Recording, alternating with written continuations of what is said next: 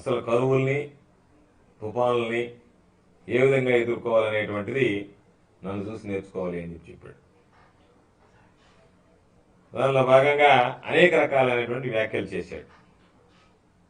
చంద్రబాబు నాయుడు వ్యాఖ్యలు చూస్తే చంద్రబాబు నాయుడికి పూర్తిగా పిచ్చి పట్టింది అనేటువంటిది చెప్పకనే చెప్పేటువంటి పరిస్థితి. చంద్రబాబు పక్కన ఉన్నటువంటి వాడికి కూడా ఒక కన్ఫర్మేషన్, చంద్రబాబు చేసిన చేష్టలు మాట్లాడేటువంటి మాటలు చూస్తుంటే చంద్రబాబు నాయుడికి ఇంతవరకు పిచ్చి పట్టింది, ఆ పిచ్చి కాస్త ముదిరింది అనిపించేటువంటి పరిస్థితి. ఆయన పోలవరం ప్రాజెక్టుల గురించి మాట్లాడాడు.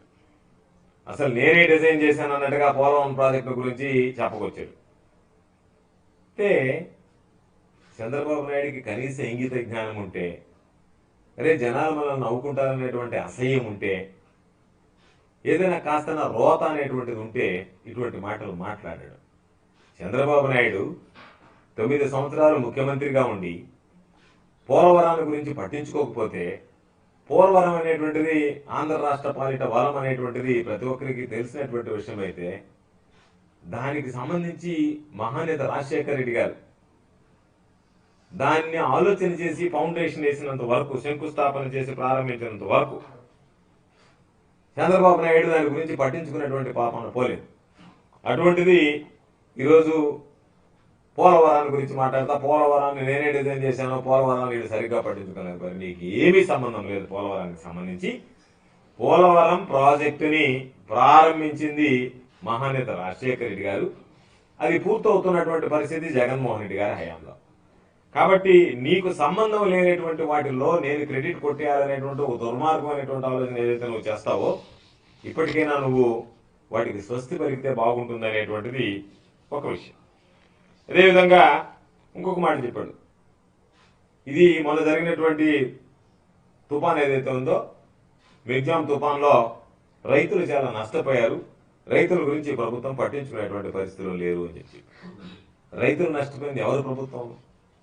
ఎవరు రైతులకు సంబంధించినటువంటి ప్రభుత్వ వైఫల్యం వల్ల రైతులు నష్టపోయారని చెప్పి ఈరోజు నువ్వు మాట్లాడుతున్నావే, ఆ రోజు రైతులకు సంబంధించి రుణమాఫీ చేస్తానని చెప్పి చెప్పినప్పుడు, నీ వల్ల రైతులు నష్టపోయినప్పుడు ఆ రోజు నీకు అనిపించలేదా? నేను తీసుకున్నటువంటి నిర్ణయం, నేను ప్రకటించి హామీ చేయకుండా రైతులను మోసం చేశానే, దాదాపుగా 87,612 కోట్ల రూపాయలకి రైతులను మోసం చేశానే, కాబట్టి నా వైఫల్యం వల్ల రైతులు నష్టపోయారనేటువంటి ఆలోచన ఆ రోజు ఏ రోజైనా కలిగిందా నీకు?